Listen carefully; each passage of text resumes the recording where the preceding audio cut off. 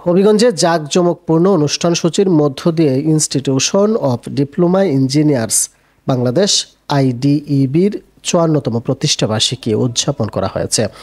বুধবার সকাল থেকে দুপুর পর্যন্ত আলোচনা সভা, বর্ণাঢ্য শোভাযাত্রা ও উপহার বিতরণের মধ্য দিয়ে দিনটি উদযাপন করে জেলা আইডিইবি।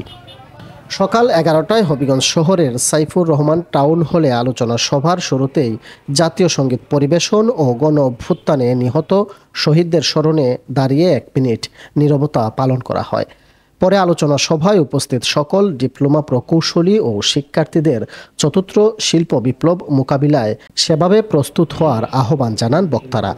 আইডিইবি হবিগঞ্জ জেলার নির্বাহী কমিটির সভাপতি প্রকৌশলী প্রদীপকান্তি রায়ের সভাপতিত্বে ও সাধারণ সম্পাদক প্রকৌশলী মোহাম্মদ মনসুর রশিদ কাজলের পরিচালনায় প্রধান অতিথি ছিলেন গণপূর্ত অধিদপ্তরের অবসরপ্রাপ্ত উপবিভাগীয় প্রকৌশলী মোহাম্মদ নজরুল ইসলাম। বিশেষ অতিথি ছিলেন হবিগঞ্জ সরকারি টেকনিক্যাল স্কুল ও কলেজের অধ্যক্ষ প্রকৌশলী বিশ্বজিৎ দাস।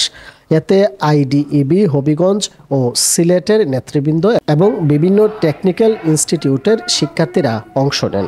আলোচনা সভার পর দুপুর ২টার দিকে শান্তির প্রতীক পায়রা উড়িয়ে ৫৪তম প্রতিষ্ঠাবার্ষিকীর উদ্বোধন করা হয়। পরে আকিস বশির গ্রুপের পক্ষ থেকে অনুষ্ঠানে অংশগ্রহণকারীদের মধ্যে উপহার বিতরণ করার মধ্য দিয়ে আয়োজন সমাপ্তি ঘোষণা করা হয়।